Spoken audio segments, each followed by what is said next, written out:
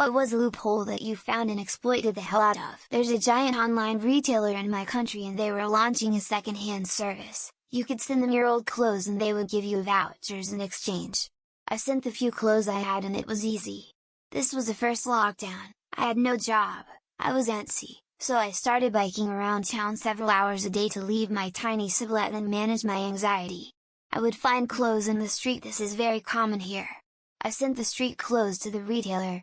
Several boxes every month. Became very good at identifying brands. Within a year I made about $2,000 in vouchers. Long ago, 2009-ish, Bed Bath & Beyond gave 20 off coupons if you signed up with an email account. Email accounts are free and unlimited, so the 20 coupons are as well. I will buy an item using a 20 coupon, return it without a receipt, get store credit consequence of not using receipt, then use the inflated store credit to buy something else using another 20 coupon. This method quickly stacks as compound interest and I would get my original investment out by buying the original item with a fraction of my store credit reserve and return with receipt.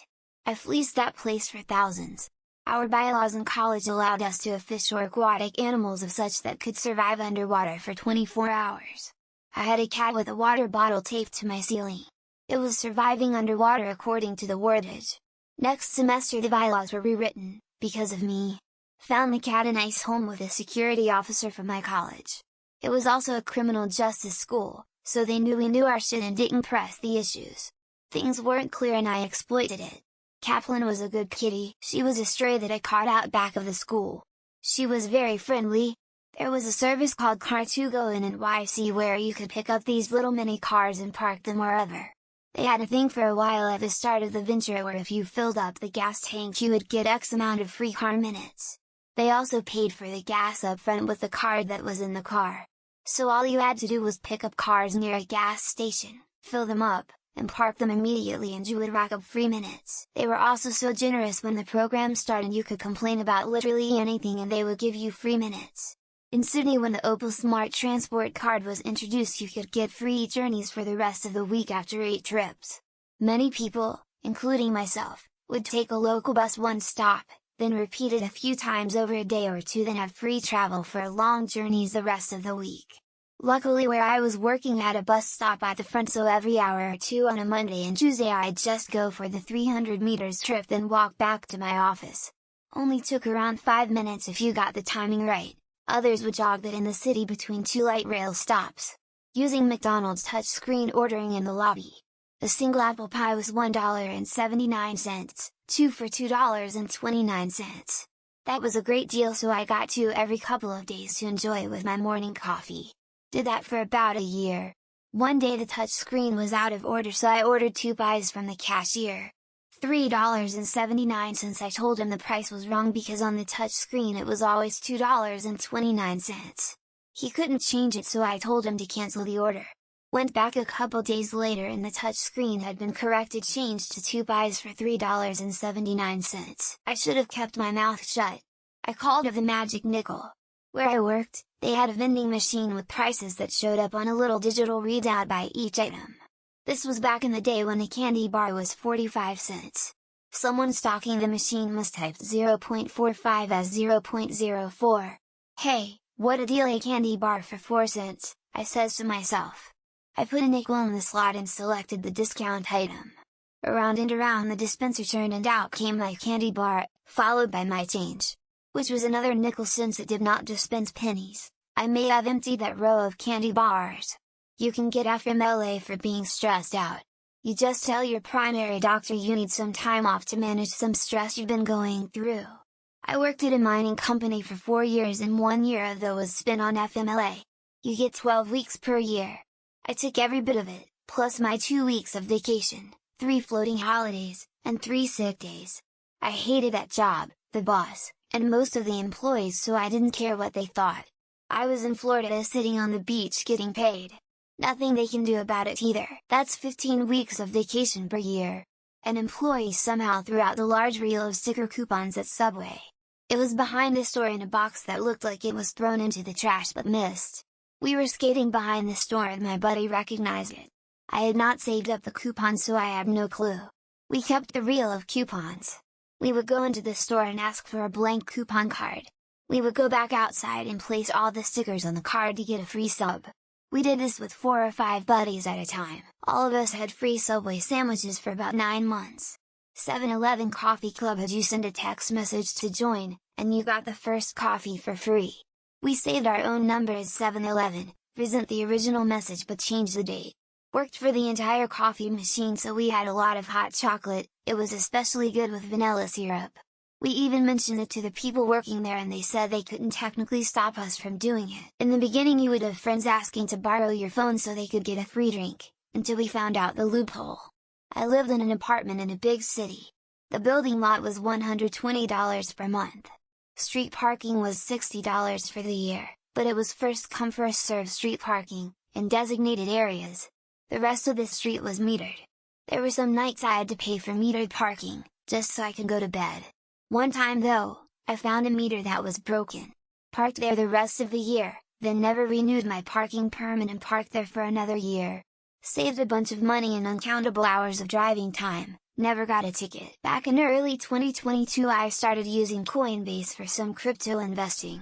I have Rakuten set up on my browser, which gives you money back for purchases on certain sites.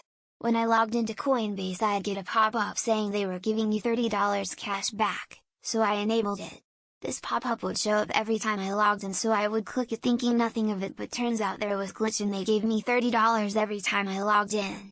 I ended up getting a check from Rakuten for $800 before they figured it out.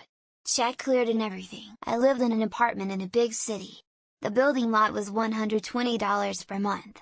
Street parking was $60 for the year, but it was first come first served street parking, in designated areas.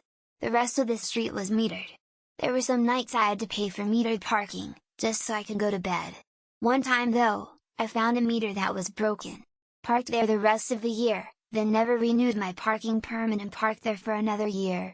Saved a bunch of money and uncountable hours of driving time, never got a ticket. Enroll in a college class, get the student ID and email address, then drop the class.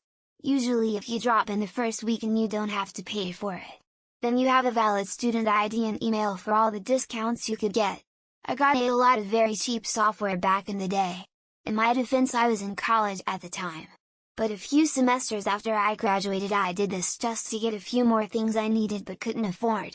ETA, it seems I need to check to see if my student email still works, lol. When those meal kits first got popular, Blue Apron, Plated, Home Chef, etc., they were offering weeks of food for free. I would rotate through all of them and use different variations of my name and use my next door neighbor's apt number. And then use my roommate's name, then we did it for my partner at the time. I think this went on for 6-8 months and I probably paid about $100,200 total and got a new box every week.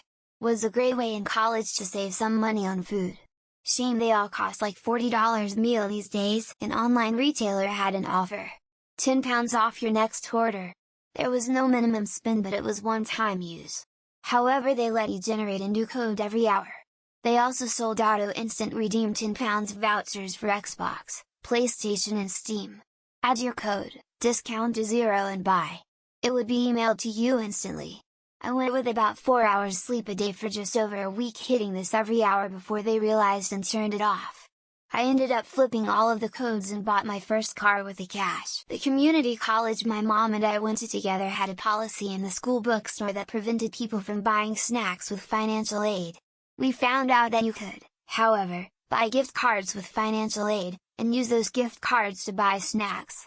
Each semester when we'd go in to buy our supplies, we'd also get a fat gift card and use it for snacks. They eventually changed the policy to prevent buying gift cards with financial aid, but we took advantage of that loophole the whole time we were there. Not quite a loophole, but whatever.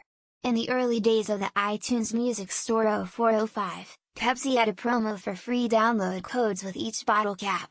I worked at a university, made little money, didn't have the internet access to regularly steal music, so would just look in the recycling bins every time I walked in the halls for Pepsi caps.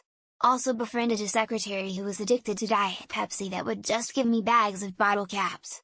I probably got at least a dozen albums with that promotion. At the university I went to, there was an app that allowed companies to offer coupons and promotions to students that accumulated points by sitting in class with their phone turned off, locked by the app to accrue points. My roommates and I would use the app for every class period and only save points to use at this location. We ended up with 4 extra large, free, 2-topping pizzas every other week for an entire semester. I'm not sure how long they were in business after that promotion had ended. Not really a loophole but an exploit. I was a waiter at a restaurant in the 80s that once a month put coupons in the newspaper. About $25 worth of spend $20 get $5 off the check stuff. I would buy 4 or 5 newspapers for the coupons. We operated as our own till so whenever someone paid me in cash for a dinner, I would add the coupon to the tab after he left. Made over $100 a month just doing this. To give you an idea what that meant, a case of course cost $10. At the time a premium bidder at the grocery shop near me, they have printing services where you need to pay up using their grocery store membership card after the prints are done.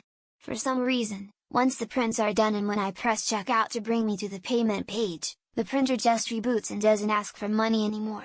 I've printed 4 or 5 pages only but I'm sure there are others who know about this and are going crazy with their printouts.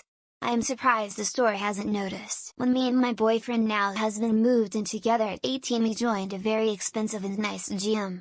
They told us they had a special deal for married couples that was pretty much 2 for the price of 1. We just had to bring in our marriage license as proof. We never brought one and obviously BC not married and any time they'd ask we'd just say we forgot it and we'd bring it next time. Stayed there for almost 2 years with that fake married couple membership.